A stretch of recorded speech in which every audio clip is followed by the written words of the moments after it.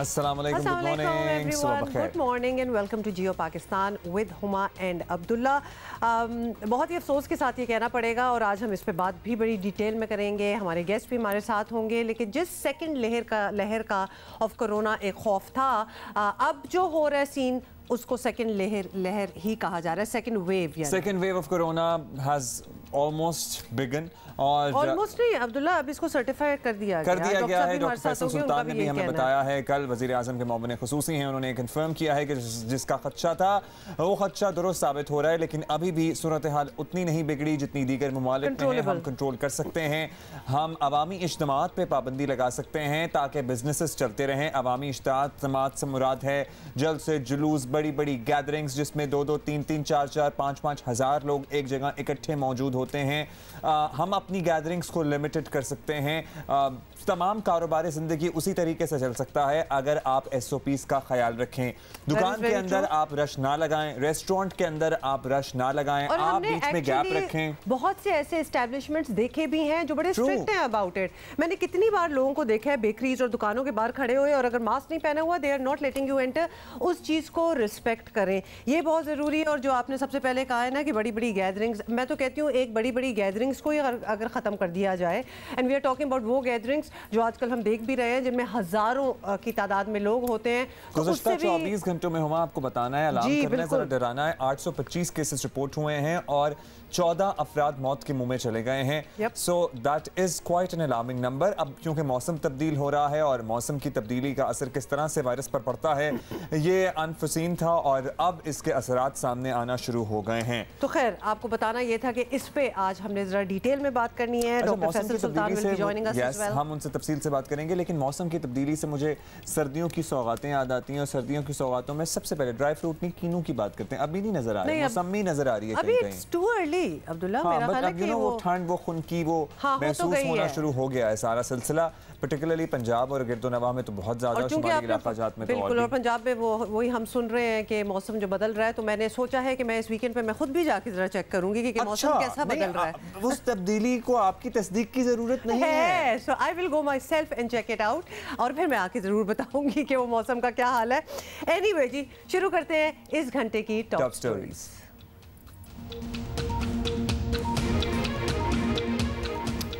बढ़ती महंगाई से आवाम का बुरा हाल, दाल सब्जी खरीदना भी मुहाल, गरीबों की दुहाइयां, महंगाई में हुकूमत की भी कोताहियां।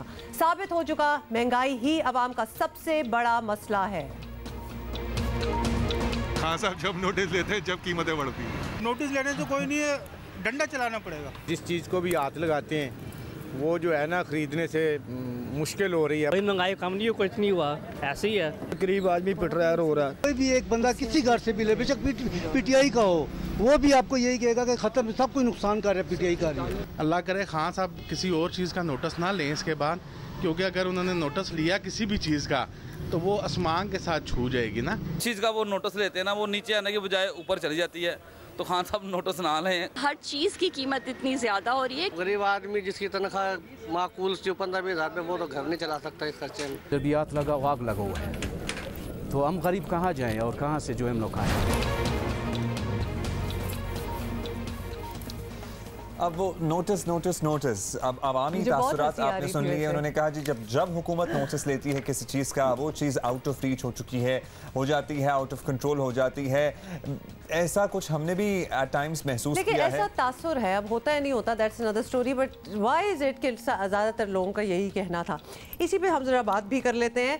आपको बताएं कि हुकूमत ने जब महंगाई का नोटिस लिया, महंगाई और बढ़ी, जिससे बात करो हर बंदा यही रोना रो रहा है। कुछ तो हमने आपको एक स्निपेट दिखाया भी है। आटा, दाल, चीनी, सब्जियां, गोश्त, सबके दाम बढ़ गए। अवाम महंगाई से लड़ते लड़ते बेहाल हो रहे हैं। हुकूमत और अपोजिशन दोनों को समझ लेना चाहिए इस वक्त अवाम का सबसे बड़ा मसला है क्या? महंगाई। इसके अलावा they don't really care about anything else. वो महंगाई जिसने बकौल वजीर आजम के उनकी नींदें उड़ा रखी हैं। मजीद परेशानी इसकी है कि महंगाई कंट्रोल भी नहीं हो रही है। गवर्नेंस का हाल आपके सामने है, जिसका जो चीज चाहता है कीमत वसूल करता है। कोई पूछने रोकने टोकने वाला है नहीं। काबीना इजलास में यही चर्चा रहा। वजीर शिकायत करते रहे कि लोग महंगाई से हैं परेशान। वजीर आज़म ने साथियों को यकीन दिलाया वैसे कि वो महंगाई कंट्रोल होने तक चैन से नहीं बैठेंगे, ये उनका कहना था। वजीर आज़म के नोटिस लेने के बाद खाने पीने की अशिया और ख़ास तौर पर सब्जियों की कीमत में क्या तब्दीली आई है, ये तो आपको एक्चुअली पब्लिक खुद ही बता सकती है। Let's watch a bit. खीरा, ककड़ी, गाजर, चुकंदर, टमाटर, प्याज, सलाद पत्ता सब महंगे हैं। खान साहब जब नोटिस लेते हैं जब कीमतें बढ़ती हैं। नोटिस लेने से कोई नहीं है, डंडा चलाना पड़ेगा। मैं 300 कमाता हूँ, 200 के टमाटर ले जाऊँगा घर पे। सब्जी क्या, हर चीज़ ही महंगी है। इससे सब्जियों का नोटिस लेने से क्या होगा? आवाम बहुत बेजार हो गई है, हद से ज़्यादा बेजार है। टमाटर भी महंगे हैं, मिर्ची भी महंगी हैं, हर चीज़ महंगा ही है। कभी टमाटर 250 रुपये किलो बिक रहा है भाई, मटर 250 रुपये किलो बिक रही है। कभी ज़िंदगी में नहीं सोचा 30 साल में 40 साल में कि 200, 250, 300 रुपये टमाटर और या मटर या सब्जी आलू 80 रुपये पहुँच गया है, जो 30 रुपये किलो बिकता था। भाई आप नोटिस नहीं लिया करें खुदा के वास्ते। आप तो बेहतर ये है कि अगर आपसे चलती है ठीक है, नहीं चल रही है तो आप घर जाएं, आराम करें, सुकून लें। वो कुछ भी है लेकिन ऊपर नीचे होता रहता है, लेकिन 30 से 40% जो अभी चीज़ें महंगी हैं। बस कुछ नहीं कह सकते, महंगी सस्ती होती रहती है, बहरहाल अल्लाह का शुक्र है। बिल्कुल कोई कीमतें कम नहीं हो रही, बल्कि ज़्यादा हो रही हैं। जिस चीज़ को भी हाथ लगाते हैं वो जो है ना ख़रीदने से मुश्किल हो रही है। बंदा गरीब आदमी जो है ना वो पिस रहा है इस वक्त। भाई महंगाई कम नहीं हो, कुछ नहीं हुआ, ऐसे ही है। गरीब आदमी पिट रहा है, रो रहा है। इस साल पे देखें और टमाटर कहाँ तक चला गया, 200 रुपया किलो। कोई चीज़ भी सस्ती नहीं है। कोई गरीब भी है, कोई भी एक बंदा किसी घर से भी ले, बेशक पीटीआई का हो, वो भी आपको यही कहेगा कि खत्म, सब कुछ नुकसान कर रहा है पीटीआई का। सब चीज़ें डबल हैं। 250 रुपये किलो टमाटर हैं। गरीब आदमी क्या करेगा? मजदूरी 500-600 रुपये मजदूरी करने वाला आदमी घर का खर्चा कैसे चलाएगा? अल्लाह करे खान साहब किसी और चीज़ का नोटिस ना लें इसके बाद, क्योंकि अगर उन्होंने नोटिस लिया किसी भी चीज़ का तो वो आसमान के साथ छू जाएगी ना। तक तो नहीं नजर आया जी किसी किस्म का भी फ़र्क पड़ा हो कहीं पे भी, क्योंकि हम तो जब भी बाजार जाते हैं तो आए दिन कोई ना कोई चीज़ महंगी ही होती है। जिस चीज़ का वो नोटिस लेते हैं ना, वो नीचे आने के बजाय ऊपर चली जाती है। तो खान साहब नोटिस ना लें, खुदा दा वास्ता सानू जीन दो। सानू जो सब्जियों का इन्होंने नोटिस लिया है, इसके बावजूद महंगाई होती जा रही है। कोई चीज़ सस्ती बेचने के रवादार नहीं है। जिस चीज़ का हुकूमत नोटिस लेती है उनके रेट कम होने की बजाय ज़्यादा ही होते हैं। आप देखें कि कद्दू, शलजम, भिंडियाँ, कोई चीज़ नहीं है। गरीब आदमी जिसकी तनख्वाह माकूल जो 15-20 हज़ार में, वो तो घर नहीं चला सकता इस खर्चे में। हर चीज़ की कीमत इतनी ज़्यादा हो रही है कि हमारे लिए पॉसिबल नहीं है अपने उनको बजट को उसमें मेंटेन करना। सब्जियां महंगी हैं, गोश्त महंगा है, दालें महंगी हैं, चावल महंगा है, आटा और मज़ीद महंगा हो गया। महंगाई इतनी होगी, मैं रिक्शा चला रहा हूँ कि पूरी नहीं पै रही। सब्जी के रेट वैसे के वैसे करें, बल्कि दिन ब दिन थोड़े थोड़े बढ़ते जा रहे हैं। तजर्बियात लगा हुआ है, तो हम गरीब कहाँ जाएं और कहाँ से जो हम लोग खाएं? सारे जो है दुगने हो गए, कम बिल्कुल 1 पैसा भी कम नहीं हुआ है। गरीब जाए तो कहाँ पे जाएगा? टमाटर कल 200 रुपये थे, आज 250 रुपये हो गए। इस तरह और सब्जियां वगैरह, गरीब आवाम तो तबाह हो जाएगी। महंगाई से आसमान पर चढ़ गया है ना, महंगाई गरीब के पास की बात नहीं है। पहले टमाटर 180 था, 120, 130 था, अभी 220, 240 चलता है। अभी तो इसमें मेरी अम्मी का मौक़िफ़ शामिल नहीं था। मेरी अम्मी का तो फिर हमें पूरा 1 घंटा चाहिए होगा। She has a lot to say. अच्छा जी, आपको ये भी बता दें कि 2 बरसों में खौफनाक महंगाई की वजह हुकूमत की अपनी गफलत और कोताही भी है। हुकूमत अगर बर वक्त फैसला करती तो चीनी और गंदम के मद में आवाम को 404 अरब रुपए का नुकसान ना होता। 404 अरब रुपए का, अगर आप इसको ज़रा गौर करें, जिसकी तफसील कल आपने प्रोग्राम आज शाहजेब खानजादा के साथ में देखी होगी ज़रूर। दूसरी तरफ अपोजिशन हुकूमत को घर भेजने के लिए तहरीक चला रही है। ज़्यादातर मुबस्सिरीन की यही राय है कि ये महंगाई है जो आवाम को अपोजिशन के जलसों में आने पर मजबूर कर रही है। अगर आवाम को महंगाई का अजाब ना सहना पड़ता तो अपोजिशन शायद इतने बड़े बड़े जलसे करने में नाकाम रहती। I totally actually believe that, क्योंकि लोग भी इसलिए जा रहे हैं क्योंकि उनका एक मसला है, वाहिद मसला है। They are united in that और दे आर होपिंग कि कोई ना कोई तो उनकी आवाज़ बनेगा। अच्छा, कोई मदद तो करेगा। सब ऑल्दो कोरोना एंड एवरीथिंग, पूरी वर्ल्ड इकोनॉमी ही मुतासर हुई है, लेकिन अनप्रेसिडेंटेड हमने चीज़ें देखी हैं गुज़श्ता चंद बरसों में, गुज़श्ता चंद महीनों में, जिसमें कितने ही लोग हैं जिनकी नौकरियाँ चली गईं। हाँ। एक वो भी तो एक तवील फहरिस्त है ना। महंगाई होना एक तरफ, आमदन ना बढ़ना दूसरी तरफ, आमदन चले जाना तीसरी तरफ। तो ये तमाम फैक्टर्स हैं जो लोगों को पीस रहे हैं, जो लोगों को मजबूर कर रहे हैं कि वो अपनी आवाज़ उठाएं, वो एहतजाज करें, वो अपना रोना कहाँ रोएं। और ये अशाए खुरोनोश की चीज़ों की कीमतें तो एक तरफ होती हैं, जब आप बिजली के बिल देख लेते हैं, जब आप बच्चों की फ़ीस देख लेते हैं, जब आप इवन दूध डेयरी आइटम्स देखते हैं, तो वो भी एक तवील फहरिस्त है। Actually the list could go on, और हमारे पास इतना टाइम नहीं है, लिस्ट बहुत बड़ी है, टाइम हमारे पास कम है, इसलिए हम आगे चलते हैं। बाकी लोगों की राय तो आपने सुनी ली है।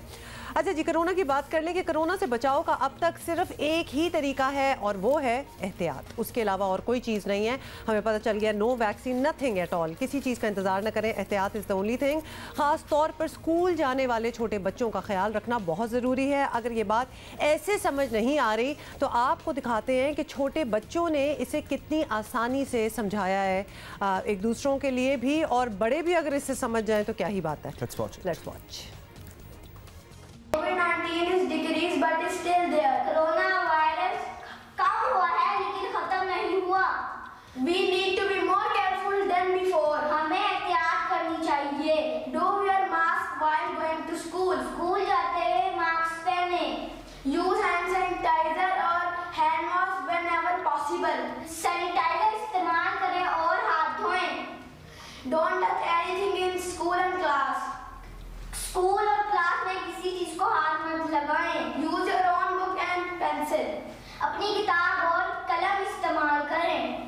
Don't go to anyone have a distance. किसी के पास मत जाएं और फासला रखें. If you have fever, cough, stay home and take rest. अगर आपको खांसी या बुखार हो तो आप घर बैठ के आराम करें. Save your own life and others.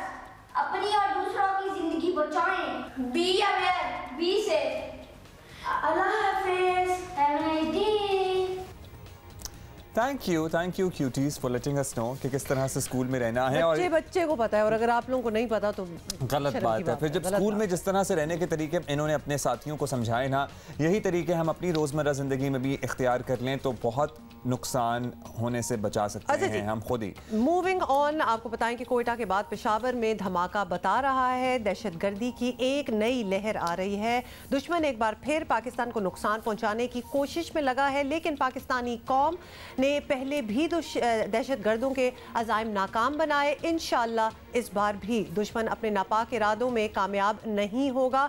Peshawar की दीर कॉलोनी की मस्जिद में उस वक्त धमाका हुआ जब दरसे कुरान हो रहा था। 8 तलबा जो हैं वो शहीद हुए, 100 से ज़ायद जख्मी हो गए। धमाके के वक्त मस्जिद के हॉल में 1000 से ज़ायद लोग मौजूद थे। पुलिस हुक्काम के मुताबिक दहशतगर्दी से मुताल्लिक जनरल थ्रेट अलर्ट मौजूद था।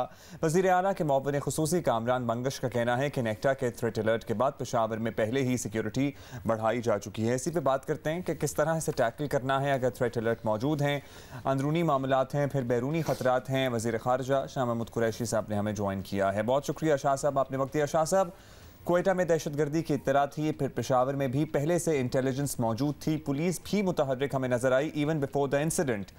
नजर आ रहा है कि दहशतगर्दी की प्रॉबेबली कोई नई शायद साजिश रचाई जा रही है। हुकूमत मुकाबले के लिए क्या कर रही है, क्या तैयारी है, और आप लोगों के पास रिपोर्ट्स क्या हैं?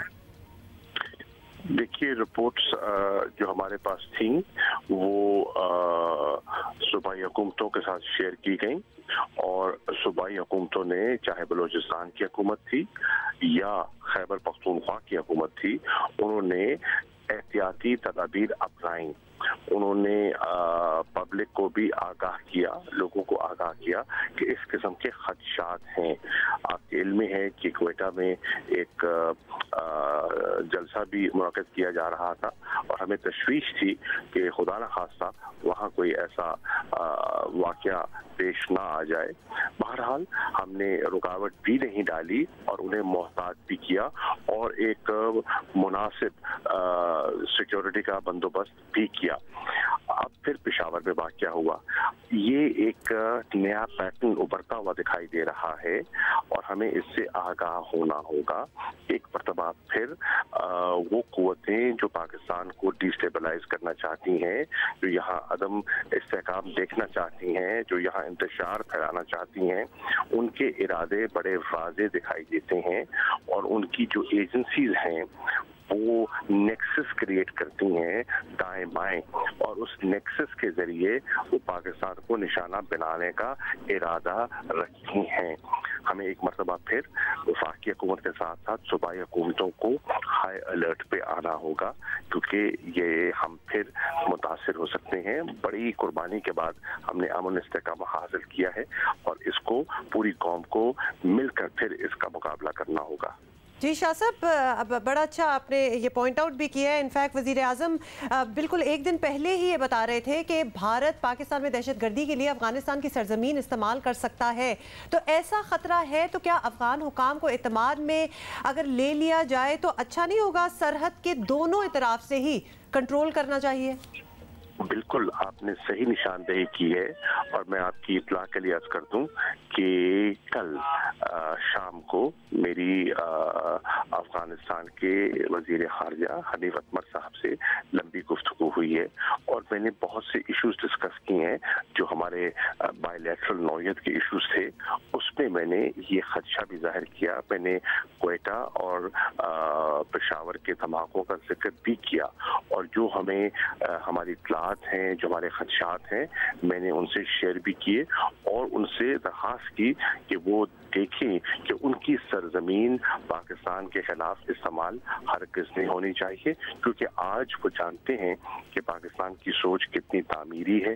अभी डॉक्टर अब्दुल्ला यहाँ से होके गए हैं, बड़ा अच्छा कामयाब दौरा था। अभी अफगानिस्तान के स्पीकर यहाँ से एक पार्लिमानी वफद के हमरा तशरीफ लाए थे, बड़ा अच्छा दौरा करके गए हैं। आपके इल्म में है कि कल अफगानिस्तान पाकिस्तान की जो बायलैटरल ट्रेड है उसके फरोग के लिए एक सेमिनार मुनक़िद किया।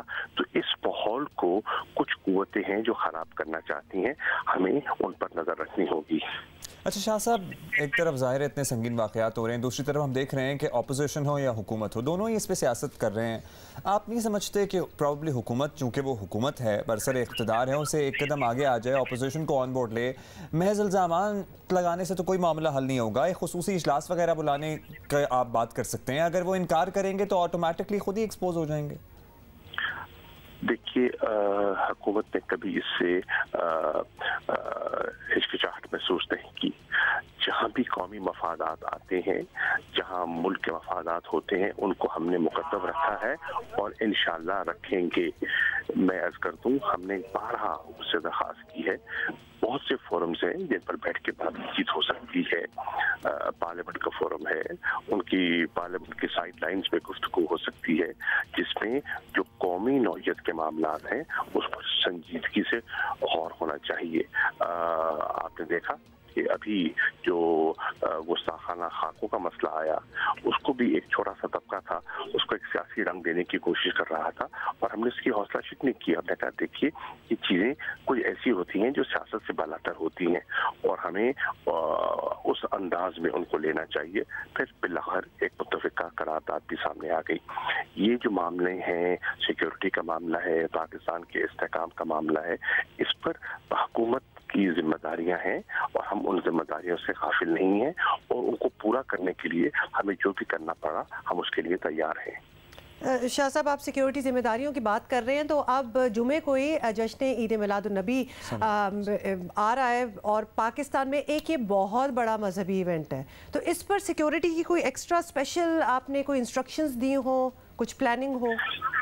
देखिए, ऑब्वियसली ये मिनिस्ट्री ऑफ इंटीरियर जो सूबाई होम डिपार्टमेंट्स हैं उनके साथ कोऑर्डिनेट करते हैं, और यकीनन उन्होंने कोऑर्डिनेट किया होगा। उन्हें इस जिम्मेदारी का पूरा एहसास है और वो तैयारी कर रही हैं। सिक्योरिटी के बंदोबस्त जो हुकूमत के हद तक है इंशाअल्लाह पूरे किए जाएंगे, लेकिन इसमें लोगों का तावन भी है, उलमा का जो इसमें एक तावन है वो भी दरकार होगा, कि लोग कई दफ़ा चाहते हैं कि ऐसे इवेंट्स में वो फिरकावारियत और इस किस्म के जज्बात को हवा देने की कोशिश करते हैं। हमें उससे इज्तनाब करना होगा। इंडीड, हमें उससे इज्तनाब करना होगा। शुक्रिया शाह महमूद कुरैशी साहब हमारे साथ मौजूद थे। और एट द सेम टाइम कोई नहीं कह रहा कि आप अपने जो रिचुअल्स आप परफॉर्म करना चाहते हैं, जिस अकीदत का आप इजहार करना चाहते हैं, वो ना करें, ज़रूर करें, 1000 दफ़ा करें, दिल खोल कर करें, लेकिन एट द सेम टाइम एक तो ये ख़तरा, दूसरा कोविड कोविड-19 कोरोना वायरस, उसको भी ज़रा मलूज़ खातिर रखें। अगर आप जा रहे हैं किसी पब्लिक गैदरिंग में, अगर सारे लोग मास्क पहन लें तो कितना अच्छा हो। सारे लोग एक दूसरे को अपने आप से महफूज रख सकें, खुद भी अपने घर वालों को भी महफूज रखेंगे और आपसे दूसरे लोग भी महफूज रहेंगे। थोड़ा सा फासला इख्तियार करने की कोशिश कर लें, हाथ ना मिलाएं, गले ना मिलें, ये चीज़ें तो करी जा सकती हैं। ये तो बिल्कुल बेसिक अब हो गई हैं और मेरा तो ख्याल था कि अब तक आदत भी हो जानी चाहिए। रिगार्डिंग द पेशावर ब्लास्ट, आपको बताएं कि पेशावर धमाके पर हमारे जो शोबिस पर्सनालिटीज़ हैं, हमारे स्टार्स हैं, उन्होंने भी बहुत ही इजहार राय किया, अपने गम में डूब गए। गुलकार सलमान अहमद ने कहा कि बुज़दिल लोग जो मासूम पाकिस्तानियों को निशाना बनाने के लिए तारीकी में छुप जाते हैं, वो अपने मज़मूम अज़ाइम में कामयाब नहीं होंगे। फिर हुमायूं सईद, हमारे सेलिब्रेटेड एक्टर, उन्होंने कहा कि पेशावर में धमाके का सुनकर रंजीदा हो गया हूँ, बस मेरा दिमाग जो है वो माऊफ हो गया है कि ये सोचकर कि अब दोबारा हमारे बच्चों का लहू बह रहा है। और गुलकार फरहान सईद ने कहा कि अल्लाह पाक शहीद होने वालों को जवार रहमत में जगह दे। गुलकार और मेज़बान फ़ख्र आलम ने मजम्मत करते हुए कहा कि मासूम बच्चों पर हमला पाकिस्तान को गैर मुस्तहकम करने की साजिश है, लेकिन हमारी कौम पुरअज़्म है। हमारी तरक्की और अमन के सफ़र को रोका नहीं जा सकता। इंडीड हमारी तरक्की और अमन के सफ़र को रोका नहीं जा सकता। और जो लोग भी हमारा जो अमन अब कई सालों से कायम हुआ है पाकिस्तान में बड़ी कुर्बानियों के बाद, उसको सबोताज करने की कोशिश करेंगे, उनको इंशाल्लाह मुंह की खानी पड़ेगी। हमने आपसे वादा किया था in the top stories, ICC की जानिब से एशियन ब्रेडमैन ज़हीर अब्बास को हॉल ऑफ फेम में शामिल किए जाने वाले ज़हीर अब्बास आजकल लंदन में एक्चुअली हमारे वालिदैन जो है ना इनके बड़े फ़ैन हुआ करते थे। So I know Abba was like literally diehard. There is cricket, there is his cricket, and then there is his style. तो वो बड़े वो एवरग्रीन ही हो गए। हमारे जो ब्यूरो चीफ हैं लंदन में और मुर्तज़ा अली शाह, आप उनको जानते हैं, उनसे ज़हीर अब्बास ने खुसूसी मुलाकात की है और माजी के स्टाइलिश बल्लेबाज ज़हीर अब्बास ने कुछ क्रिकेट की बातें की, तो साथ ही थोड़ा बहुत जो है वो गिला शिकवा भी किया है। अब किन मामलों पर ज़रा थोड़े से गिले हैं उनको, ये हम मुर्तज़ा अली शाह से ही जानेंगे। आलमी शोहरत याफ्ता पाकिस्तानी बल्लेबाज ज़हीर अब्बास ने कहा है कि इंटरनेशनल क्रिकेट काउंसिल की तरफ से उन्हें हॉल ऑफ फेम में दाखिल करने से पाकिस्तान की इज्जत में इजाफा हुआ है, लेकिन ICC को ये कदम बहुत पहले उठाना चाहिए था। ज़हीर अब्बास लंदन में जियो न्यूज से खुसूसी गुफ्तगू कर रहे थे। मुझसे ज़्यादा मेरे मुल्क की इसमें इज्जत है, मेरे मुल्क की क्रिकेट की इज्जत हुई है कि एक शख्स जो कि पाकिस्तान के लिए खेलता था उसको हॉल ऑफ फेम मिला है 2020 में। बिल्कुल डिले कर दिया है और जिसको कि सब ने ही कहा था कि ज़हीर ये तो तुम्हें बहुत देर में मिला है, लेकिन चले बहरहाल एक चीज़ जब आ जाती है उसको रिजेक्ट तो नहीं कर सकते आप। बहरहाल बड़ी खुशी की बात है, मिल गया। मुझे बहुत सी चीज़ें बहुत पहले मेरे मुल्क में मिल जानी चाहिए थी जो कि पता नहीं किस किस को मिल जाती हैं। मैं नाम नहीं लेना चाहता, लेकिन ये है कि हो जाता है ऐसा कि हमारे ज़माने में टेस्ट क्रिकेट इतनी नहीं होती थी और जब होती भी थी तो डिफ़िकल्ट कंडीशंस में होती थी। उस वक्त मैचेस हो रहे हैं तो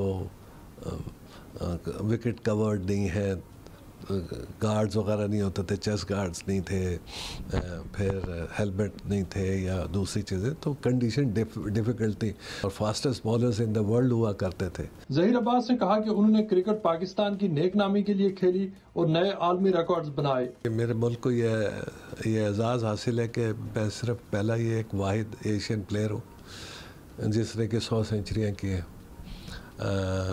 including test matches.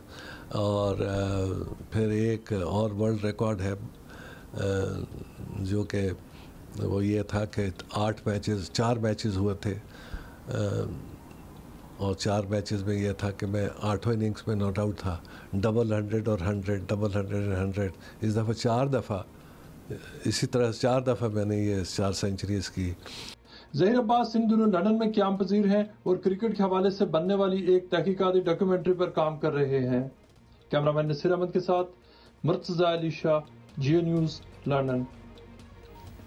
Is that a beautiful penthouse? हम तो खैर इनका घर देख रहे थे और हमें बड़ी अच्छी आर्ट भी देख रहे थे, बड़ा अच्छा था। अच्छा, जल्दी से आपको बता दें कि ये जो ज़हीर अब्बास साहब को एजाज़ मिला है हॉल ऑफ फेम में, 93 क्रिकेटर्स में से ज़हीर अब्बास 6ठे पाकिस्तानी हैं। यू शुड नो कि इससे पहले किस किस को मिला है। ऑब्वियसली ये एजाज़ इमरान खान साहब तो इसमें है ही, उसके अलावा वसीम अकरम साहब हैं, वसीम अकरम है, जावेद मियादाद हैं और मैं नहीं बता रही हूँ, आपको पता है ना, सब कुछ तो बता दें। वकार यूनिस, हनीफ मोहम्मद और जावेद मियादाद का नाम दिया था, यही है सारे। ओके जी, ये तो हमने आपको दिखाया था। I hope you enjoyed the interview, we enjoyed the interview and the location and the setting as well. ये खबर है जिस पे हम अपने जज्बात का इज़हार करें। खबर बता देती हूँ और जज्बात क्या हम आप समझ ही जाएंगे। फैसलाबाद में 2 बहनों से इज्तिमाई ज़्यादती का वाक़या सामने आ गया और पुलिस ने रिपोर्ट तो दर्ज कर ली, लेकिन इस जुर्म में शरीक कोई मुलजिम अब तक कानून की गिरफ्त में नहीं लाया जा सका। पुलिस के मुताबिक मोहल्ला अशरफाबाद की रिहायशी 2 बहनों को अगवा के बाद नशा आवर मशरूब पे लाकर इज्तिमाई ज़्यादती का निशाना बनाया गया। मुलजिमान मुतासरा लड़कियों की वीडियोज़ भी बनाते रहे। अगवा और ज़्यादती का मुकदमा 3 खवातीन समेत 15 अफराद के खिलाफ दर्ज किया गया, जिसमें 3 खवातीन भी हैं। FIR के मुताबिक दोनों लड़कियों को 11 सितंबर को घर से अगवा किया गया था। अब इतनी ताख़ीर क्यों हुई, क्या सूरत हाल है, जिनको नामजद किया गया है वो क्या रिश्तेदार हैं, जानने वाले हैं, दुश्मनी थी, ये बहुत से सवालात हैं। फैसलाबाद से जियो न्यूज़ के कॉरेस्पॉन्डेंट हैं हमाद अहमद, उनसे बात करते हैं। हमाद, पहले तो ये बता दें कि एक्चुअली हुआ क्या इधर, और मुतासरा लड़कियों के वालिदैन जो हैं इन्होंने पुलिस को क्या बताया है? जिसमें ये इल्ज़ाम लगाया गया है कि इसकी 17 और 15 साल 2 बेटियों को घर से अगवा किया गया है और उन्हें मुख्तलिफ मकामात पर रखकर इज्तिमाई ज़्यादती का निशाना बनाया गया है और उनकी वीडियोज़ और तस्वीर बना ली गई हैं। इस सिलसिला में इस खातून की जानब से जो इनके घर की बलाई मंजिल पर रहायश वज़ीर फैमिली है, उन पर इल्ज़ाम है कि उनके घर एक लड़का सलमान आता जाता था और इसी फैमिली की तरगीब पर ये लड़कियाँ जो सलमान के साथ घर से चली गई हैं और बाद अज़ां जो बड़ी बेटी है उसको फैसलाबाद में एक मकाम पर रखकर 3 अफराद की जानब से उसके साथ इज्तिमाई ज़्यादती की गई, जबकि छोटी बेटी को गुजरांवाला ले जाया गया जहां पर 2 नौजवानों की जानब से उसके साथ ज़्यादती गई। और इस हवाले से जो मुकदमा है वो उसमें 3 खवातीन और 15 अफराद को नामजद किया गया है। अच्छा, बहुत ही मुश्किल है एक्चुअली इसके बारे में बात भी करना, लेकिन हमाद एक बात तो बिल्कुल एकदम से जहन में आती है। अब्दुल्ला ने भी मेंशन किया कि ये ज़्यादती का वाक़या जो है सितंबर का है और अब अक्टूबर का बिल्कुल एंड हो रहा है, तो मुकदमे के अंदराज में इतनी ताख़ीर क्या पुलिस की वजह से हुई है, ये हम आपसे पूछना चाहते हैं, या फिर मुतासरा ख़ानदान ने शिकायत लेट जो थी उसको रजिस्टर करवाया? जी, मुतासरा ख़ानदान से इस सिलसिले में बात हुई तो उनका ये कहना था कि इब्तदाई तौर पर वो अपनी बदनामी के डर से खामोश रहे, लेकिन मुलज़मान की जानब से उनको डराया धमकाया जा रहा था, इन लड़कियों को दोबारा से तंग किया जा रहा था, जिस पर वो मजबूर हुए कि पुलिस से रब्ता करें और तकरीबन 1 हफ़्ता पहले उन्होंने पुलिस से रब्ता किया है, जिसके बाद इन लड़कियों का मेडिकल करवा लिया गया है और इनके नमूने जो है वो फ्रांसी के लिए लाहौर भिजवा दिए गए हैं। अच्छा हमाद, जो मुल्ज़िमान को नामज़द किया गया है इनसे मुताल्लिक़ क्या पता लग सका है, कौन है एक्चुअली ये लोग? अब तक इनमें से किसी तक पुलिस पहुंची है, नहीं पहुंची है, कोई गिरफ्तारी क्यों नहीं हुई अभी तक? ये लोग किसी न किसी तरह उनको जानते हैं और इन लड़कियों इस ख़ानदान के साथ जो सलमान है उसका पहले से रब्ता भी मौजूद था और इसी के पेश नज़र जो है वो पुलिस जो है वो उन लोगों को ट्रेस कर रही है। पुलिस का कहना है कि मुलज़मान को गिरफ़्तार करने के लिए छापे मारे जा रहे हैं और जो वज़ीर आला पंजाब की जानब से इस वाक़या का नोटिस भी लिया गया है। RPO फैसलाबाद से रिपोर्ट तलब की गई है। अब पुलिस ने जो बताया है कि इस वक्त 5 मुलज़मान की जानब से अबूरी ज़मानतें करवा ली गई हैं, जबकि दीगर जो मुलज़मान हैं उनकी गिरफ़्तारी के लिए उनको ट्रेस किया जा रहा है उनके मोबाइल डाटे की मदद से और मुख्तलिफ इनके जो रिश्तेदार हैं उनकी मदद से उनको ट्रेस करके गिरफ़्तार करने की कोशिश की जा रही है। जी thank you Hamad Ahmad. I hope कि इनको गिरफ़्तार करने की जो कोशिश की जा रही है सिर्फ कोशिश तक ना रहे। वज़ीर आला पंजाब साहब, आप इस बात का नोटिस लें, उम्रें देखें बच्चियों की 17 और 15 साल, और लोग देखें जिन्होंने इनको अगवा किया 15 लोग हैं टोटल, मतलब 5-6 कोई पकड़ लें, इसमें तो चॉइसेस भी आपको मिल गई हैं। This is so difficult to even talk about it. हर रोज़ एक नई खबर होती है, एक क्या कभी कभार तो 2-3 नई खबरें होती हैं इस किस्म की। और एट टाइम्स पता क्या लगता है हमें कि हम अभी तक उस स्टेज से आगे ही नहीं बढ़ पाए हैं जहां दुश्मनी में ख़वातीन पिसती हैं, फिर उनको निशाना बनाया जाता है। Thank you for sending us a lot of pictures. आज इत्तेफाकन आप लोग हमें अपने अपने इलाकों की सुबह दिखा रहे हैं और बाज़ तस्वीरें तो ऐसी हैं जिनको देखकर हमें मौजूदगी का एहसास हो रहा है और हमें वो मौसम जो है ना वो निकल के तस्वीर से निकल के नज़र आ रहा है। So thank you so much for entertaining us. अच्छा जी, इस घंटे में हम शुरू करेंगे बात तो कोरोना से, क्योंकि हमने आपको वादा किया था कि we are going to scare you a little bit. देखिए, हमने आपको हकीकत बतानी है कि हमें कितना मोहतात होना है। जब हम आपको हकीकत बताएंगे तो आप लोग थोड़ी सी अगर एहतियात छोड़ दिए तो प्रॉब्ली दोबारा शुरू कर दें। शुरू करें? बिल्कुल जी, शुरू इसलिए भी करते हैं because the doctor is waiting for us. तो जी यस, शुरू करते हैं with this hours top stories. Corona वबा ने तालीम के शोबे को भी लपेट में ले लिया। आलमी बैंक ने बता दिया पाकिस्तान में नाखानदगी की शरह मजीद बढ़ेगी। लगता है तालीमी इमरजेंसी लगाने का वक्त आ चुका।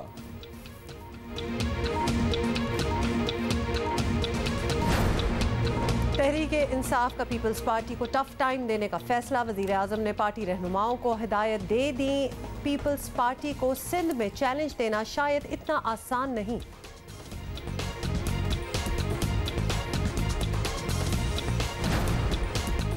और आज जियो पाकिस्तान की मेहमान हैं ट्रांसजेंडर निशा राव, जो कभी सड़कों पर भीख मांगने पर मजबूर थी मगर आज एक कामयाब वकील हैं।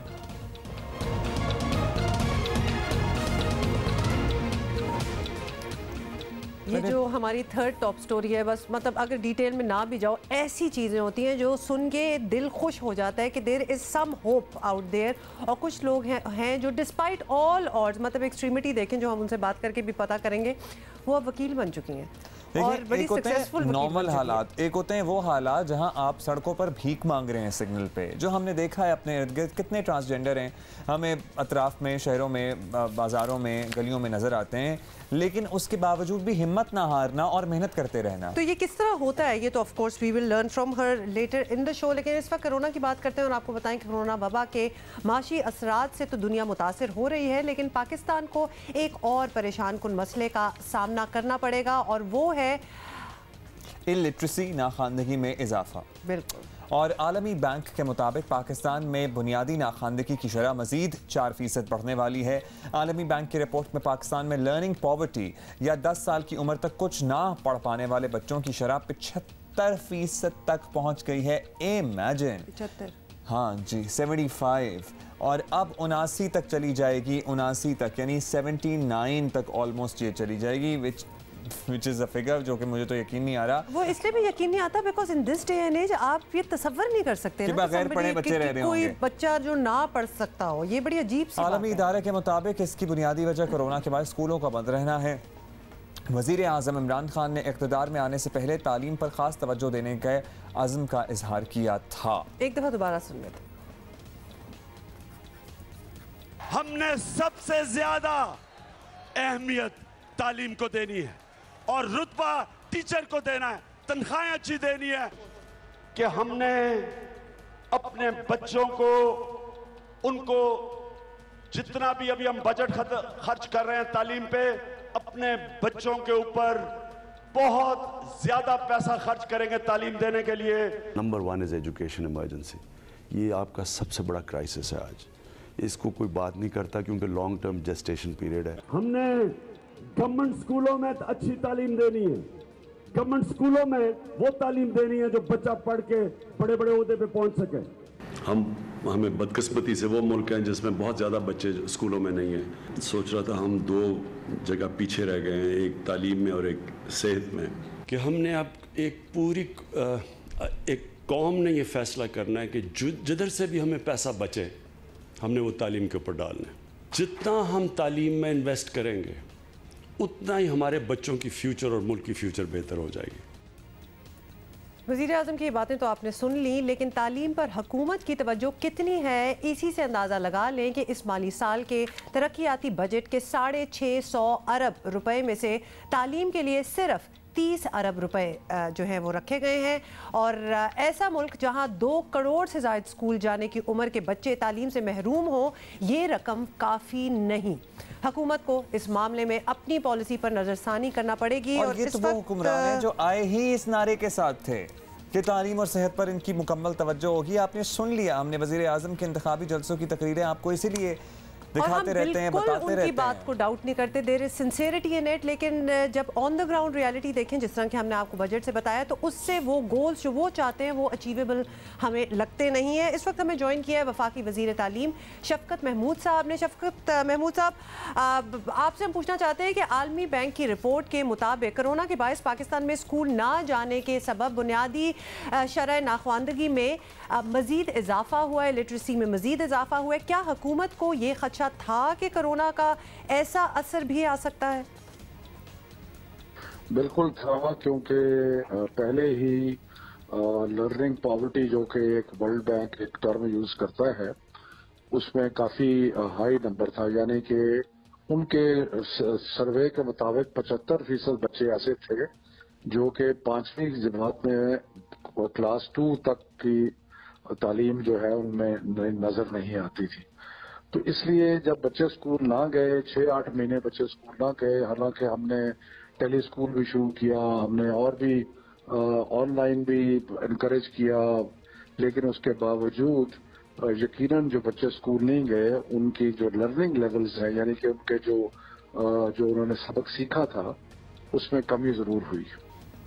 अच्छा शफकत साहब, तहरीक इंसाफ का इंतखाबात से पहले सबको पता है, सब नारा यही था कि तालीम के शोबे में बेहतरी लाएंगे, रेवोल्यूशन लाएंगे। इसकी ज़रूरत भी थी और इसलिए प्रॉब्ली लोगों ने आपको वोट भी दिया। लेकिन अब तीसरा साल सर चल रहा है, तालीम के शोबे में ऐसी कोई रेवोल्यूशनरी तब्दीली या शुरू भी तब्दीली हमें नहीं होती भी नज़र आ रही। तो क्या हुकूमत तवज्जो नहीं दे पा रही है या प्रॉब्ली इसके लिए अभी आपको और वक्त चाहिए? देखिए, पहली तो बात यह है कि हमने बड़े बड़े काम शुरू किए हैं। हमने एक यकसा तालीमी निसाब बना रहे हैं जो हमारे मैनिफेस्टो का हिस्सा था। उसके बाद हम बहुत सारे मदारस के साथ भी मिल के चीज़ें कर रहे हैं। उसके बाद हमने जो हुनर की तालीम है उसमें बहुत बड़ा इजाफा किया है।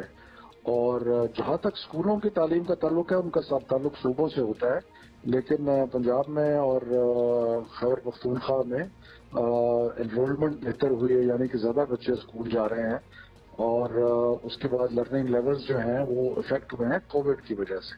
तो ये जो कोविड वाली बात है ये बहुत ही एक सीरियस मामला था, लेकिन ऐसी ऐसी पेशरफ्त तालीम के मैदान में हो रही है जो पहले कभी नहीं हुई। राइट शफकत महमूद साहब, तालीम सूबाई शोबा है, वी ऑल नो दैट, लेकिन सब गाइडेंस वफाक से ही लेते हैं।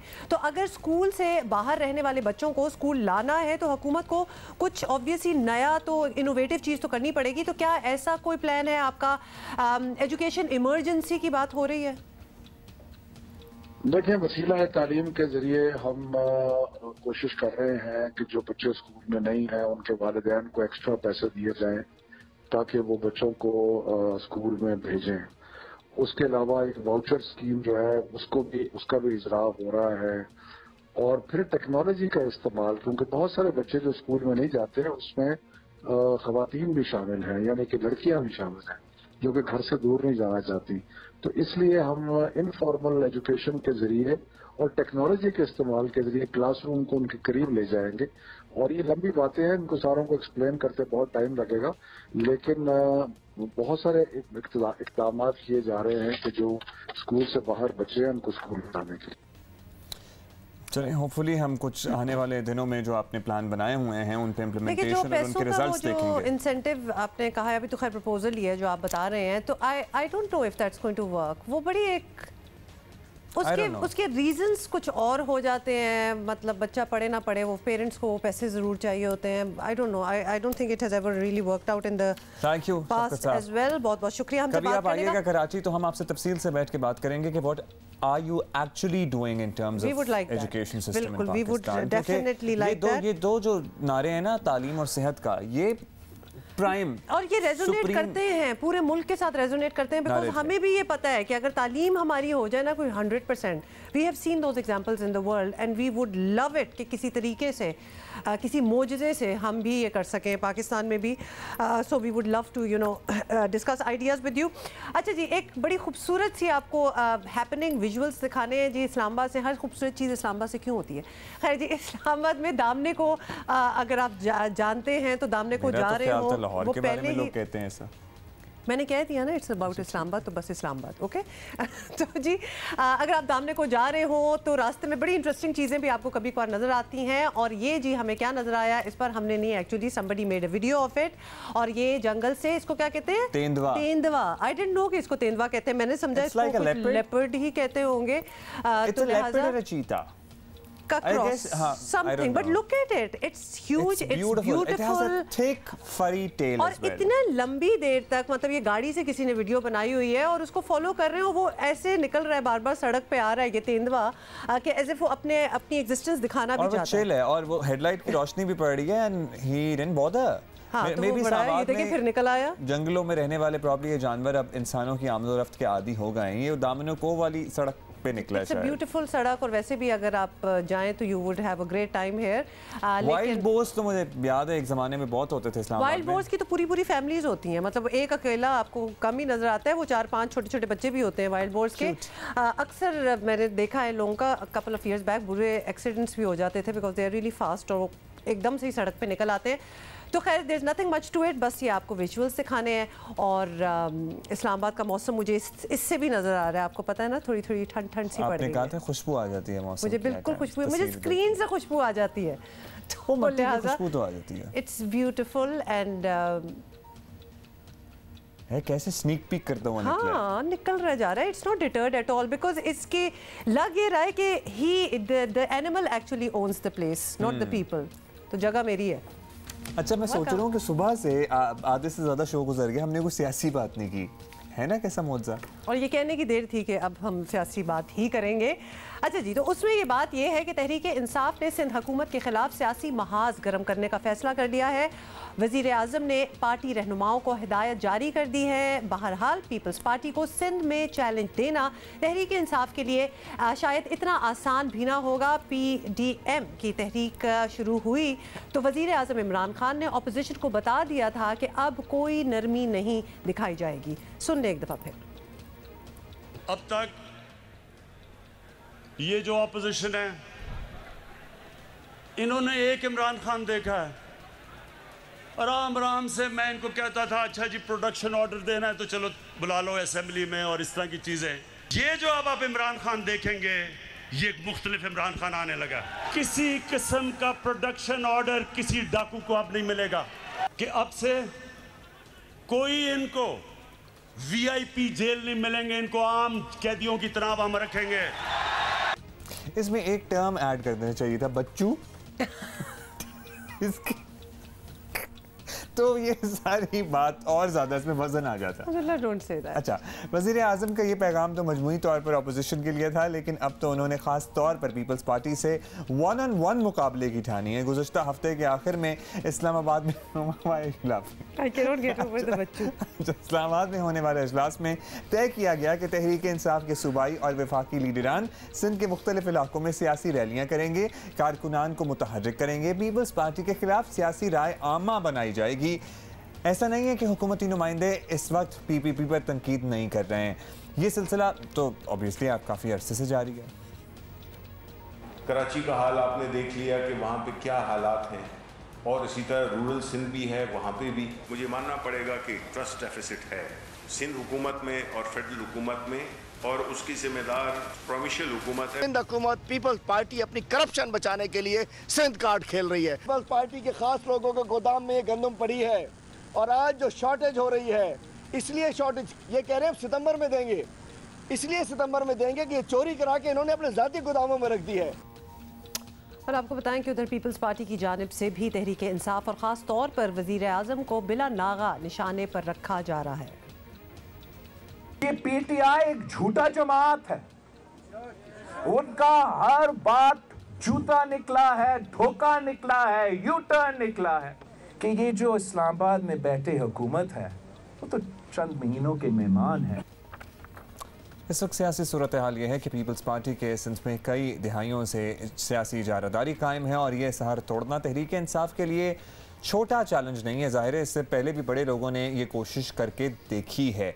अब इसी पे बात कर लेते हैं। रहनुमा पाकिस्तान तहरीक इंसाफ और सिंध असम्बली में पार्टी के पार्लिमानी लीडर हलीम आदिल शेख साहब हमारे साथ मौजूद है। शेख साहब शुक्रिया। शेख साहब, गुज़श्ता हफ्ते के अख्ताम पर एक इजलास के बाद ये फैसला सामने आया कि तहरीक इंसाफ सिंध हुकूमत के खिलाफ एक भरपूर मुहिम चलाएगी, पीपल्स पार्टी को टफ टाइम दिया जाएगा। क्यों इसकी ज़रूरत महसूस की गई पार्टी में? समझता हूँ कि ये आपका तबसरा मैं इसको कबूल नहीं करूँगा। इससे पहले तो हमेशा सिंध में फ्रेंडली अपोजिशन रही, मुक्का की अपोजिशन रही। पहली दफ़ा सिचुएशन ये है कि हमने सिंध गवर्नमेंट को एक भरपूर एक टफ अपोजिशन का सामना करना पड़ रहा है। आपको हमारे पूरे MPs की जानिब से, और मैं सोचूं कि आपसे मैं जवाब दे रहा हूँ तो अपनी बात करना चाहता हूँ। असम्बली में जिस अंदाज से हम असम्बली के अंदर, असम्बली के बाहर ग्राउंड पे जाकर इनको एक्सपोज करते हैं। अभी भी सैलाब को मुतासरीन का मामला था, 2 माह से मैं सैलाबी इलाकों में चक्कर लगा और तकरीबन 60 दिनों के अंदर से 30-35 दिन में बीच में रहा हूँ। उनको हमने जाकर लोगों की मदद भी की, उनको एक्सपोज भी किया। पूरे सिंध में कोई वाकयात होते हैं तो मुझ समेत हमारे साथी हम वहाँ जाते हैं, और जितनी टफ अपोजिशन हमने इनको दी है शायद पहले इनको कभी नहीं मिली है। अच्छा शेख साहब, चलिए ये बात तो आपने एक्सप्लेन कर दी। अब तक सिंध में तहरीक इंसाफ कोई मौसर अपोजिशन बनकर नहीं दिखा सकी, सिंध हुकूमत पर परफॉर्म करने का कोई दबाव नज़र नहीं आया, तो क्या इस हद तक तहरीक इंसाफ अपनी कमज़ोरी तस्लीम करेगी या नहीं? पीपल्स पार्टी PDM का हिस्सा बनी है और ये पप्पा और डैडी बचाओ मूवमेंट चला रहे हैं और बड़ी बड़ी बातें गिलगित में बड़ी बड़ी बातें कर रहे हैं। कल एक अनहोनी हमने देखी, कल जोक ऑफ द डे था कि बिलावल साहब कह रहे थे गिलगित बल्तिस्तान में कि आप हमें कामयाब करें, हम यहाँ सिंध जैसे अस्पताल बना देंगे, सिंध जैसी हेल्थ फैसिलिटीज कर देंगे, सिंध जैसी रोडें बना देंगे, सिंध जैसे रास्ते बना देंगे।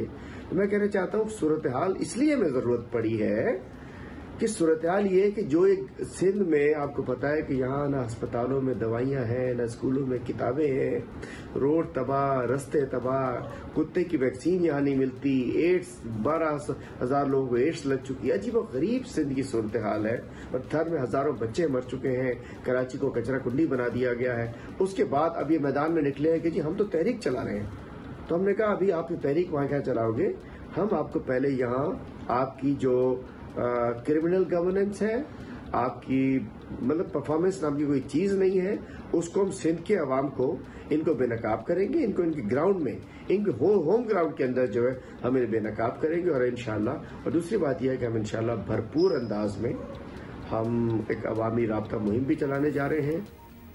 अब हलीम साहब, तहरीक इंसाफ इस नई मुहिम का आगाज़ कब से करेगी? प्लान क्या है आपका, और क्या इसे बल्दियाती इंतखाबात की तैयारी का हिस्सा हम समझें या आम इंतखाबात ही टारगेट हैं?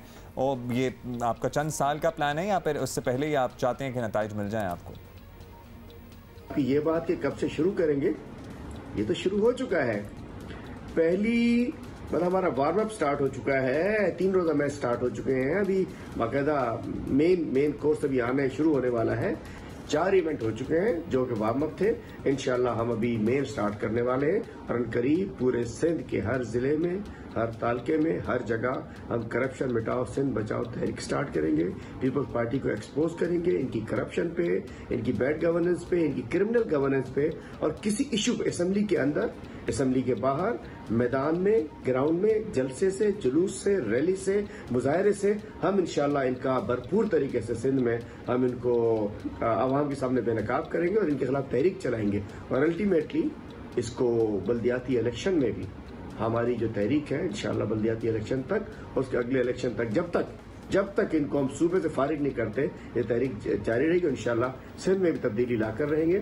इंशाल्लाह पूरे सिंध में हर बल्दियाती इलेक्शन हल्के में अपना नुमाइंदा खड़ा करेंगे। इंशाल्लाह हम अभी बहुत बड़ी तादाद में लोग तहरीक इंसाफ ज्वाइन करना चाहते हैं, बहुत बड़ी तादाद में। इंशाल्लाह उनकी ज्वाइनिंग्स करवाई जा रही हैं और इंशाल्लाह अगले इंतखाबात में भी पूरे सिंध से अच्छे कैंडिडेट्स को लेकर आएंगे। आपके टारगेट्स तो काफ़ी हाई टारगेट्स आपने रखे हैं और बहुत से इंशाल्लाह भी हैं बीच में, तो इंशाल्लाह फिर ये सब कुछ हो भी जाएगा आपके लिए। अच्छा जी, बहुत शुक्रिया शेख साहब हमसे बात करने का। और अभी सिंध की वज़ीर बराए बहबूद ख़वातीन रहनुमा पीपल्स पार्टी शैला रज़ा ने हमें ज्वाइन किया। शैला साहबा, सूबे से आप लोगों को फारिग करने के बड़े प्लान्स बन रहे हैं, तो ये बताएं कि तहरीक इंसाफ ने फैसला किया है कि अब बहुत हो गया, सिंध हुकूमत को टफ टाइम दिया जाएगा, पीपल्स पार्टी के खिलाफ भरपूर मुहिम चलाई जाएगी। पूरी डिटेल दी है हलीम आदिल शेख साहब ने। पीपल्स पार्टी इस चैलेंज के लिए तैयार है? हुकूमत करी क्या रही है? अपोजिशन के ख़िलाफ़ वो अपनी मुहिम चला रही है और टफ़ टाइम वो अपोजिशन को नहीं, आवाम को दे रही है। अब अगर वो आवाम ही को अपोजिशन समझ रही है तो इसमें हमारा क्या कसूर है? हम तो बाहर निकले हैं और हमारे साथ आवाम भी निकल आई है। अगर उन्होंने आवाम के लिए कुछ किया है तो बता दें, सिंध हुकूमत पीछे हट जाएगी। सिंध हुकूमत तो रो रही है कि NFC में 229 बिलियन कम दिए, K4 S2 के इन्होंने 2 साल से, S3 के इन्होंने 2 साल से पैसे नहीं दिए, और जो वफाक के अपने मंसूबे थे, एक्सटेंशन नादन बाईपास और इसके अलावा इंडस कॉलेज की एक्सटेंशन, इसके अलावा एक्सपो सेंटर की एक्सटेंशन, कराची ता लाहौर मोटरवे के हैदराबाद सेक्शन के पैसे, BRT के पैसे जो इन्होंने ना देने के बराबर दिए 2 साल में, वो तो एक अलग कहानी है। माशाल्लाह दोनों तरफ ही ऐसा ही हाल है। इकरा ये भी है शरा साहिबा कि पीपल्स पार्टी इसी मसले का शिकार है जो तहरीक इंसाफ बेसिकली जिसका शिकार है, यानी हुकूमत में दोनों हैं और गवर्नेंस परफॉर्मेंस दोनों की अपेरेंटली अच्छी नहीं है। तो तहरीक इंसाफ को तो एक चीज़ मुश्किल में डाल रही है ना। आप परफॉर्मेंस की बुनियाद पर अगर पीपल्स पार्टी पर भी सवाल उठेंगे तो जवाब तो प्रॉब्लली आपके पास भी नहीं है। जो आपके ज़िम्मे मंसूबे थे वो माशाल्लाह कौन से पाया तकमील तक पहुँच गए। Rightly said. हमारी जो है, मैं समझती हूँ कि तमाम सूबे जो है इसमें सिंध खिदमत में सबसे आगे है, और पंजाब में 338 हॉस्पिटल हैं और सिंध में 475 के करीब हॉस्पिटल हैं बेहतर। हमारे यहाँ साइबर नाइफ है जो 17 एशिया के 17 ममालिक में है। हमारे यहाँ हॉस्पिटल की बेहतरीन फैसिलिटीज़ हैं और हमने एजुकेशन के सिलसिले को बेहतर किया है और हम इंफ्रास्ट्रक्चर पे भी तवज्जो दे रहे हैं। अब अगर सैलाब और डिज़ास्टर लाइक बारिशें हो जाएँ जो 90 साल का रिकॉर्ड तोड़ दें तो उसमें मसला तो होगा। अच्छा, फाइनली शैला साहिबा, इस सियासी टक्कर को एक तरफ रख भी दे। अच्छा जी, मुझे बताया जा रहा है कि शैला साहिबा से रब्ता जो है वो ख़त्म हो गया है। We'll try to talk to her again, but in the meantime आपने बड़ा राइटली सेट कहा था कि परफॉर्मेंस की बुनियाद पे अगर दोनों पार्टियों को ही देखा जाए तो they have a lot to catch up. Competition है आपस में, एज इन परफॉर्म ना करने का। बॉटम बाज़ कहानियाँ ऐसी होती हैं, बाज़ किरदार ऐसे होते हैं जो दूसरों के लिए मोटिवेशन, इंस्पिरेशन का ज़रिया बन जाते हैं। हमारे माशरे में आपको पता है ट्रांस कम्युनिटी के क्या हालात हैं। ख्वाजा सरा ज़ाहिर है एक मुश्किल कहना छोटा लफ्ज़ होगा कि मुश्किल ज़िंदगी नहीं गुजारते, ऑलमोस्ट नेक्स्ट टू इम्पॉसिबल ज़िंदगी गुजारते हैं। आम लोग ये इस तरह ज़िंदगी गुजारना नहीं सोच सकते जो चैलेंजेस इनके होते हैं। इंसानी हकूक़ से महरूम रखा जाता है, इन्हें जायदाद में कोई हिस्सा नहीं मिलता, जॉब्स कोई नहीं मिलती, बहुत सारे मसले, अगर पढ़ लिख जाएँ तब भी मसले ख़त्म नहीं होते। लेकिन एक ख्वाजा सरा के बारे में हमें पता लगा, नीशा राव उनका नाम है, जिन्होंने लिटरली सड़कों पर भीख मांगी और उसके साथ साथ अपनी तालीम को जारी रखा। अब ये बाकी कम्युनिटी के लिए किस तरह से मिसाल बन सकती हैं, ये हम इनसे जानते हैं, because Nisha Rao is with us in our studios today. Nisha, अस्सलाम वालेकुम, thank you so much for joining us. और हम बहुत अब ट्रांस कम्युनिटी के लोगों से, ख़ास तौर पे जिन्होंने कोई हट के कोई चीज़ की हो, हम उनसे बातें करते हैं। लेकिन यू आर अ लॉयर, मतलब हम एक इमेजिन कर सकते हैं एक वैसे भी लॉ करने के लिए वो कॉलेजेस में जाना, वो पढ़ाइयाँ, आपको एक सपोर्ट चाहिए होती है, बड़ा मुश्किल है। लेकिन you being a transgender from that community, तो हम सोच ही सकते हैं कि काफ़ी चैलेंजिंग होगा, था या नहीं था? सबसे पहले तो मैं वालेकुम अस्सलाम, आपका थैंक्स करती हूँ, आपने मुझे चैनल पर बुलाया मेरे इश्यूज़ और मेरे कम्युनिटी के इश्यूज़ के लिए। हाँ, जब कि हमारी कम्युनिटी को बहुत ज़्यादा हर्डल्स हैं सोसाइटी में, लेकिन वो मैंने सब चीज़ें फ़ेस की। लेकिन मैंने इसलिए फ़ेस की कि मुझे आगे अपना फ्यूचर नज़र आ रहा था, मेरे गोल्स थे जो मैंने कंप्लीट किए। अल्हम्दुलिल्लाह आज मैं एक वकील बन के आप लोगों के सामने। You wanted to be a lawyer या फिर बस लॉ हो गया इत्तेफाक से? नहीं, ऐसा नहीं था। क्यों हमारी कम्युनिटी को ज़्यादातर हरासमेंट, सेक्सुअल अब्यूज़ ये बहुत ज़्यादा सामना करना पड़ता है। अगर पुलिस स्टेशंस में ट्रांसजेंडर्स जाएं तो उनकी अच्छे तरीके से कार्रवाई नहीं की जाती, उन्हें मजाक बना दिया जाता है। और सोसाइटी में भी उनके साथ यही है। जब मैं पुलिस स्टेशंस जाती थी, मैं एक स्टूडेंट थी, तो मैंने सोचा क्यों ना मैं अपनी और अपनी कम्युनिटी की आवाज़ बनूँ, इनकी हेल्प करूँ। तो उसी दौरान मुझे मेरे टीचर मिले, मुदस्सिर इकबाल चौधरी साहब, हाई कोर्ट के जो बहुत बड़े वकील हैं। उन्होंने मुझे कहा कि तुमने IR में मास्टर किया हुआ है, तुम वकील बनो अपनी और अपनी कम्युनिटी की। अच्छा, ये IR तक मास्टर कर लेना, मुझे बताएं निशा, ये आपने घर तो छोड़ ही दिया था मैट्रिक के बाद, अपेरेंटली बहुत से खालिस्तानों की यही कहानी होती है, और अपनी कम्युनिटी में आपने रहना शुरू कर दिया था, तो कम्युनिटी का एज सच कोई रोज़गार तो है नहीं, भीख मांग नहीं है, भीख ही मांगना बेसिकली सारा, उसी से सारा सिस्टम चलता है ना, तो वो आप साथ साथ करती थी, साथ साथ प्राइवेट एग्जाम दे रही थी, वो स्ट्रगल क्या थी, वो हम जानना चाहते हैं। देखिए, जब मैं कराची लाहौर से मूव करके कराची अपने फ्रेंड्स के साथ आई थी, बस दिल में यही था कि वहाँ जाकर अपने फ्यूचर पे काम करूँ, आज़ादी के साथ जिस तरह की मनचाही ज़िंदगी गुजारूँ। तो जब यहाँ आई, यहाँ आकर मैं हिजरत कॉलोनी में स्टे किया, कच्ची आबादी थी, तो ट्रांस कम्युनिटी में पढ़ाई दूर दूर तक नज़र नहीं आ रही थी, बस भीख मांगना और सो जाना, यही उनकी ज़िंदगी थी। स्टार्टिंग में आके मैंने भी भीख मांगी, जब मैंने 1 से 2 साल वेस्ट कर दिए भीख मांगकर, मैंने बोला ये मेरी ज़िंदगी नहीं है, अल्लाह ने मुझे इस काम के लिए पैदा नहीं किया, मुझे अपनी तालीम दोबारा से शुरू करनी चाहिए। मैंने प्राइवेट इंटर किया, पहले मैंने देखा कि आया कि मैं बैगिंग करके पढ़ सकती हूँ या नहीं। जब मैंने देखा कि मैंने इंटर कर लिया है, फिर मैंने कराची यूनिवर्सिटी से जाके BA में रेगुलर एडमिशन करवाया। फिर उसका मतलब ये हुआ कि मैं सुबह उठकर, हमारी कम्युनिटी के ज़्यादातर लोग सुबह सवेरे उठ जाते हैं, 7 बजे 8 बजे सिग्नल्स पर पहुंच जाते हैं, तो मैं भी उनके साथ 7 बजे सिग्नल्स पर चली जाती थी, वहीं नाश्ता करना, 12 बजे तक मैं वहाँ पर बैगिंग करती थी, उसके बाद घर आके फिर मैं कॉलेज चली जाती। और ये बैगिंग जून जुलाई की गर्मी, अगस्त की गर्मी सब में जारी रहती है? देखें, जब इंसान गरीब होता है ना, उसको गर्मी सर्दी इन चीज़ों से कोई फ़र्क नहीं होता। लेकिन आप जिन लोगों के साथ थी, आपकी कम्युनिटी के और भी लोग थे, आप एक वाहिद बंदा हैं जो बीच में पढ़ रही हैं, तो क्या और लोग इंस्पायर नहीं हो रहे थे कि भाई ये कुछ और ही करना चाह रही है? के भी लोग होंगे ज़ाहिर है उसमें। नहीं, मैं सबसे छोटी थी हिजरत कॉलोनी में। मैंने आज तक अपनी ज़िंदगी में ये नहीं देखा कि इतनी कम एज की जो ट्रांस है वो आकर कम्युनिटी में रहने लग जाए। जब मैं सुबह में सारा दिन गर्मी में भीख मांगती थी, पैसे जमा करके जब बैंक में बोचर जमा करवा देती थी फ़ीस के, तो मेरे जो कम्युनिटी के ओल्ड लोग थे वो बोलते थे निशा बेवकूफ़ है, इसको कोई फ़ायदा नहीं होगा, ये सारी ज़िंदगी भीख ही मांगेगी। लेकिन मुझे पता था कि अल्लाह मेरे साथ है, मैं ज़रूर कामयाब होंगी। आज वही लोग मुझ पर प्राउड करते हैं, वही लोग मुझसे हेल्प मांगते हैं। No doubt. आपका लॉ कंप्लीट लॉ कॉलेज में वैसे I am very curious, law college में क्या एक्सपीरियंस था? स्टूडेंट्स का, टीचर्स का, आपको किस तरह रिएक्ट करते थे? देखिए, पहला साल जो मेरा था वो बहुत टफ गया, क्यों स्टूडेंट्स मुझे देखते थे तो अजीब सा फील करते थे।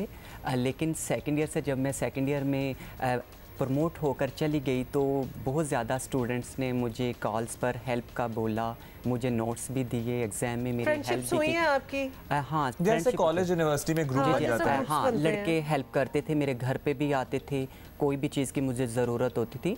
SM के स्टूडेंट्स जो मेरे साथ मेरे क्लासमेट थे, मुझे प्रमोट भी किया और सपोर्ट भी किया। अब आप लॉ प्रैक्टिस कर रही हैं, क्या एवेन्यूज हैं जिन पे आप ज़्यादा कंसंट्रेशन करती हैं? हालांकि प्रैक्टिस शुरू कर दी है। नहीं, मैं प्रैक्टिस कर रही हूँ मुदस्सिर इकबाल चौधरी साहब के साथ।